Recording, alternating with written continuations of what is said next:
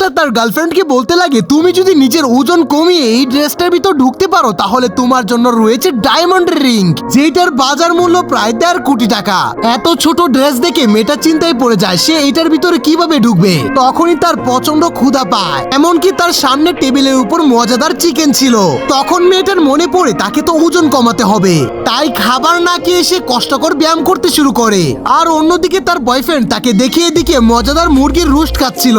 তারপর মেয়েটা যখন ফ্রিজ খুলে তখন সে দেখতে পায় সুন্দর একটা কেক রয়েছে, কিন্তু পাশে থাকা ছোট ড্রেসটা দেখার পর তার মন থেকে কেক খাওয়ার চিন্তা চলে যায়। তারপর মেয়েটা যখন ওয়ার্কআউট করার জন্য বাহিরে গিয়েছিল তখন সে লক্ষ্য করে একটা কুকুরের শরীরে এরকম একটা ড্রেস পরানো রয়েছে।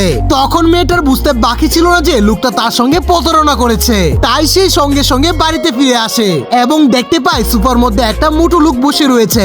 আসলে সে একটা পোশাক পরে নিজেকে চিকন দেখাতো। তারপর মেয়েটা হাসতে হাসতে বাড়ি থেকে বের হয়ে যায়। তোমরা কে কে নিজের মাকে ভালোবাসো তারা অবশ্যই চ্যানেলটিকে সাবস্ক্রাইব করবে।